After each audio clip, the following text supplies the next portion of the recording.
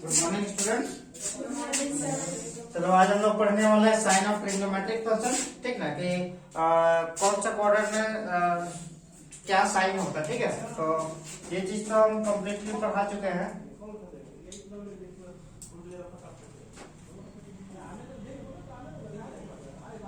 X X dash Y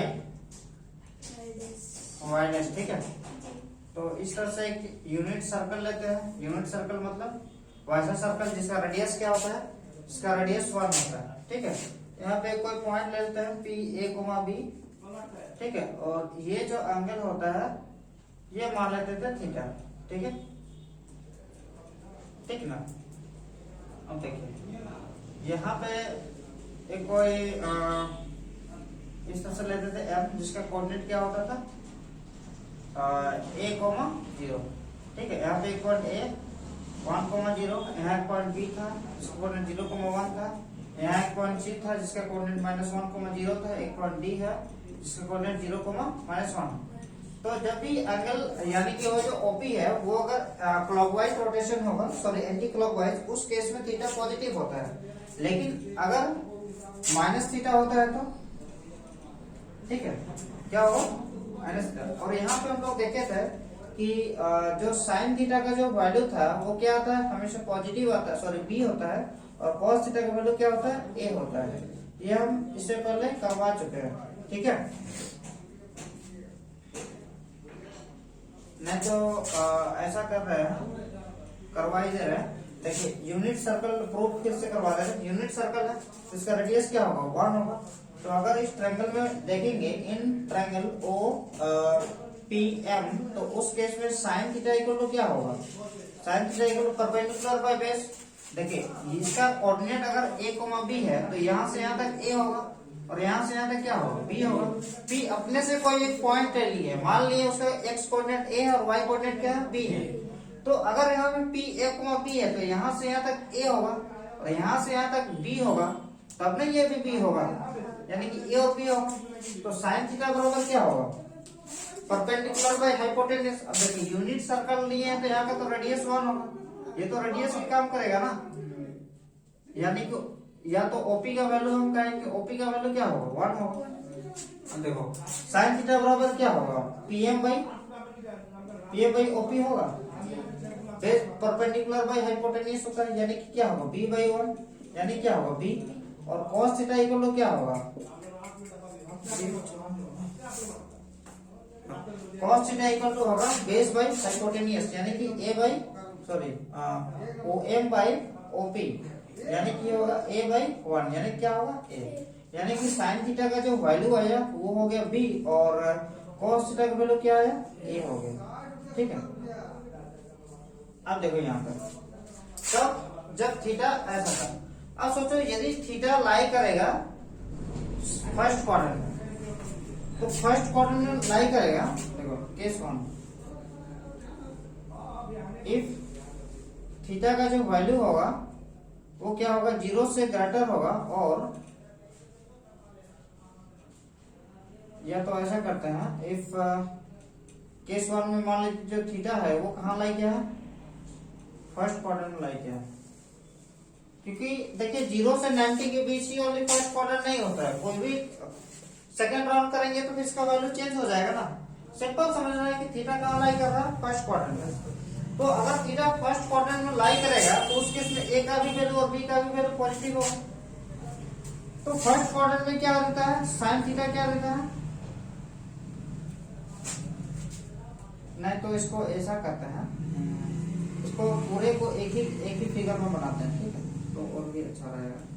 ठीक है, x dash बार बार लिखना नहीं होगा, वाई डैश। ठीक है, मान लो थीटा फर्स्ट क्वाड्रेंट में लाई किया है तो फर्स्ट क्वाड्रेंट में ए भी पॉजिटिव, बी पॉजिटिव है कि नहीं।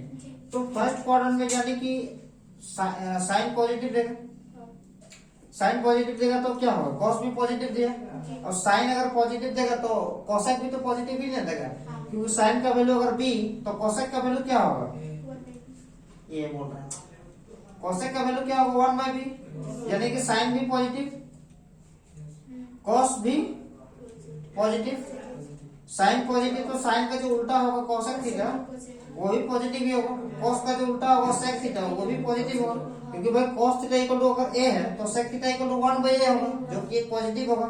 अच्छा tan थीटा बराबर क्या होगा, tan थीटा बराबर sin बाई cos, साइन और cos दोनों पॉजिटिव, भाई b/a होगा ना, तो tan भी पॉजिटिव और cot भी पॉजिटिव। तो याद रखना है कि फर्स्ट क्वाड्रेंट में ये फर्स्ट क्वाड्रेंट, ये सेकंड क्वाड्रेंट, ये थर्ड क्वाड्रेंट और ये है फोर्थ क्वाड्रेंट। याद क्या रखना है कि फर्स्ट क्वाड्रेंट में सारा ट्रिग्नोमेट्रिक फंक्शन क्या होते हैं, पॉजिटिव होता है, जबकि सेकंड क्वाड्रेंट में देखो, जब भी हम सेकंड क्वाड्रेंट यानी कि यहाँ पे आ जाएंगे, कहाँ पे आएंगे, यहाँ पे मान लो आ गए हैं, तो उस केस में यहाँ पे जो a और b का जो वैल्यू होगा वो क्या देगा बताओ, a का वैल्यू नेगेटिव आएगा और b का वैल्यू क्या आएगा, b का वैल्यू पॉजिटिव आएगा, है ना। सेकंड क्वाड्रेंट में x कोऑर्डिनेट नेगेटिव और y कोऑर्डिनेट पॉजिटिव। अब बताओ b पॉजिटिव मतलब साइन पॉजिटिव होगा ना, और साइन का जो उल्टा होता है कौन, कोसेक। बाकी देखो cos का वैल्यू क्या देगा, माइनस है, cos बराबर माइनस है ना, यहाँ नहीं लिखे मतलब cos नेगेटिव देगा, cos नेगेटिव देगा तो cos का उल्टा sec भी नेगेटिव देगा, tan भी नेगेटिव देगा, तो tan थीटा बराबर क्या होता है, sin बाई cos। अरे यार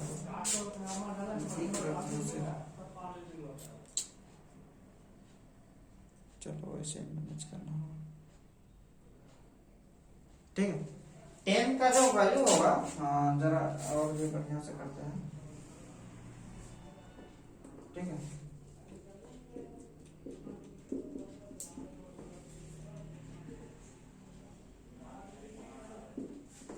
ठीक है, हाँ tan का जो वैल्यू होगा वो sin बाई cos होगा, यानी कि b बाई माइनस a होगा ना, क्योंकि sin का वैल्यू होगा b है लेकिन cos का वैल्यू क्या है माइनस है, यानी कि tan भी नेगेटिव देगा तो cot भी नेगेटिव देगा। तो याद रखना है कि फर्स्ट क्वाड्रेंट में सारा पॉजिटिव, सेकंड क्वाड्रेंट में ओनली साइन पॉजिटिव और कोसेक पॉजिटिव, बाकी सब नहीं लिखे यानी कि वो सब क्या है, नेगेटिव है, ठीक है। थर्ड क्वाड्रेंट में देखो, थर्ड क्वाड्रेंट जब हम आएंगे उस समय p इसका quadrant minus a minus b हो जाएगा, तो बताओ माइनस b यानी साइन नेगेटिव तो जो उसका उल्टा होता है कोसेक भी नेगेटिव होता है, cos नेगेटिव तो sec भी नेगेटिव।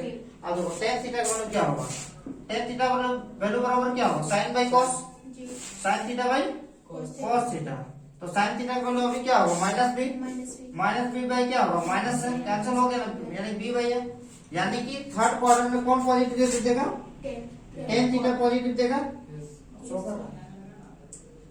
कट तो नहीं रहा, tan थीटा पॉजिटिव देगा और कौन देगा, cot थीटा पॉजिटिव देगा, बाकी सब क्या देगा, नेगेटिव देगा। अगर हम खोजने आए तो भाई थर्ड क्वाड्रेंट में साइन का वैल्यू क्या होगा, तो हमारा आंसर क्या होगा, थर्ड क्वाड्रेंट में साइन का वैल्यू, थर्ड क्वाड्रेंट में साइन का वैल्यू नेगेटिव होगा ना, थर्ड क्वाड्रेंट में tan और cot ही पॉजिटिव देता है, ठीक है। फोर्थ क्वाड्रेंट में देखो, फोर्थ जब हम यहाँ पे आएंगे तो उस केस में p यहाँ का जो वैल्यू होगा वो क्या होगा, x कोऑर्डिनेट पॉजिटिव आएगा और y कोऑर्डिनेट माइनस b आएगा ना, जब थीटा कहाँ पे लाई होगा, फोर्थ क्वाड्रेंट में, ठीक है। तो फोर्थ क्वाड्रेंट में क्या होगा, फोर्थ क्वाड्रेंट में कौन पॉजिटिव देगा, cos, क्योंकि cos का वैल्यू a है, cos थीटा पॉजिटिव देगा, और cos का उल्टा जो होता है sec थीटा, cos थीटा और cos theta and sec theta positive देगा, किसमें, फोर्थ क्वाड्रेंट में। tan थीटा क्या देगा, नेगेटिव, बाकी सब क्या देगा, नेगेटिव। साइन थीटा बराबर माइनस b होगा ना, साइन तो नेगेटिव दिया ना, साइन नेगेटिव दिया तो कोसेक भी तो नेगेटिव देगा, अब साइन नेगेटिव दिया तो tan भी नेगेटिव देगा, क्योंकि साइन बाई cos होता है, tan नेगेटिव तो cot भी नेगेटिव, एक ही से तो रिलेटेड हो रहा है, a किसके बराबर होता है, cos के बराबर, cos पॉजिटिव तो कौन पॉजिटिव, sec भी पॉजिटिव, ठीक है। अब एक चीज देखो कि कोई भी ट्रिग्नोमेट्रिक फंक्शन दो क्वाड्रेंट में नेगेटिव देता है, दो क्वाड्रेंट में पॉजिटिव देता है, यहाँ पे तो सब पॉजिटिव देता है, साइन कहाँ पॉजिटिव देता है, फर्स्ट और सेकंड, फर्स्ट तो सबका है, tan कहाँ पॉजिटिव देता है, फर्स्ट और थर्ड, cos और sec फर्स्ट और फोर्थ, tan नेगेटिव कहाँ देता है, सेकंड और थर्ड। इस तरह से याद हो गया कौन कहाँ नेगेटिव देता है, कौन कहाँ पॉजिटिव देता है, क्लियर है। कोई दिक्कत तो नहीं है, ठीक है। तो जल्दी से इसको नोट करना है, ठीक है।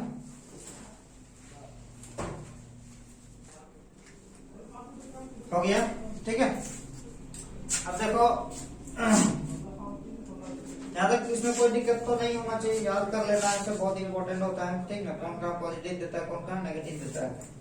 अब हम लोग देखेंगे कि साइन का एंगल में अगर नेगेटिव रहता है तो उसका वैल्यू क्या होता है, ठीक है। जैसे कि पहले हम लोग को पता है साइन 45 डिग्री का वैल्यू कितना होता है, लेकिन अगर ये क्वेश्चन रहेगा नहीं बताइए -45 डिग्री का वैल्यू कितना होता है, तो माइनस कब होता है, जब वो एंगल रोटेट करता है क्लॉकवाइज, ठीक है। और देखो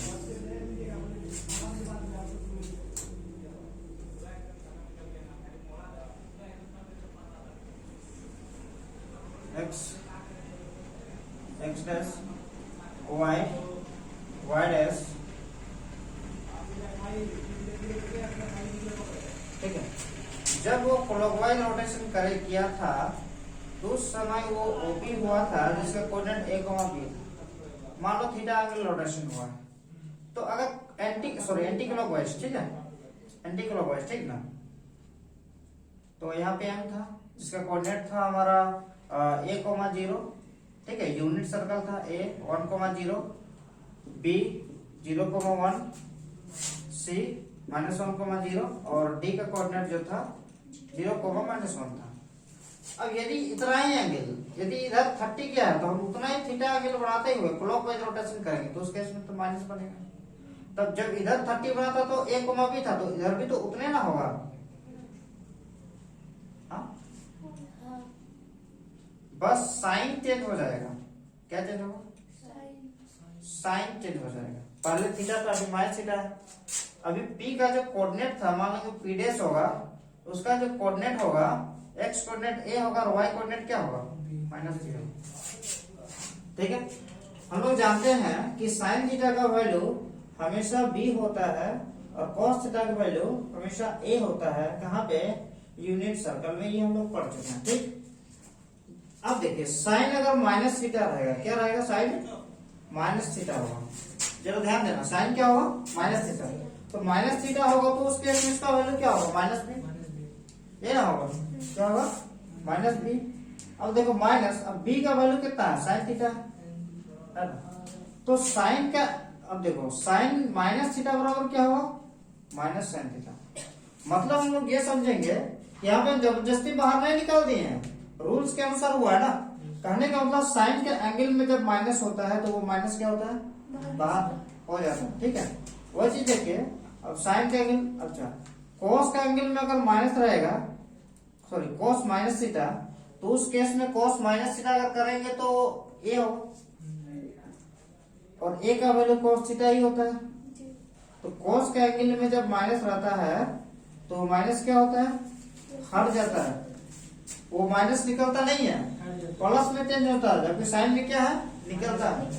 अब बताओ साइन में अगर निकला तो कोसेक में क्या होगा? कोसेक थीटा का वैल्यू माइनस कोसेक थीटा होगा, क्योंकि कोसेक माइनस थीटा का वैल्यू हम लिख सकते हैं 1/sin माइनस थीटा,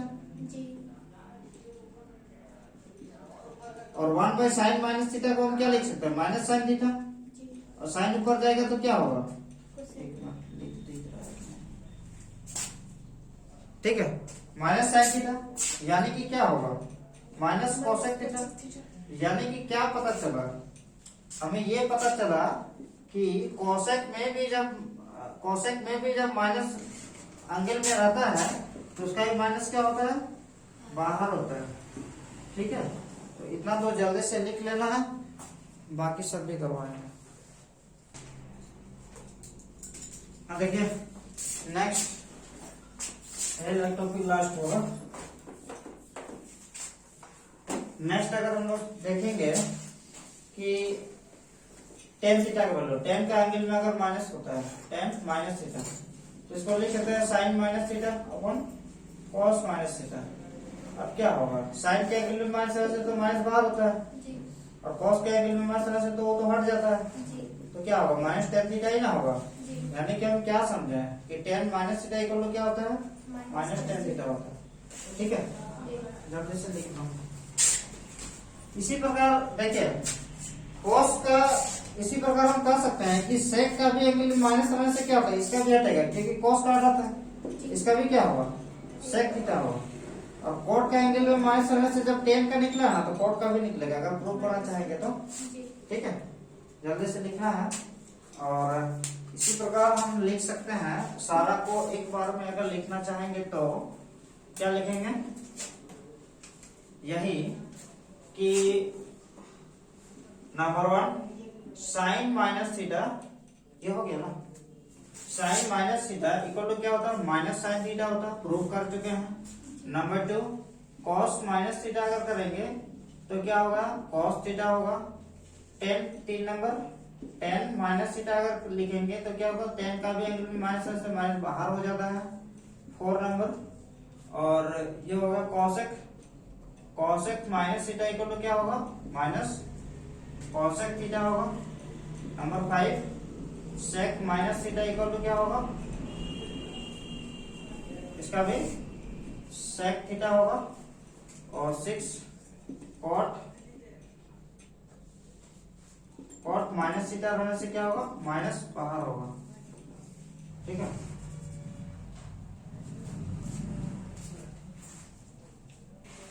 तो जरा ध्यान देना है कि दो को याद रखना है, ठीक ना, एक cos और एक sec।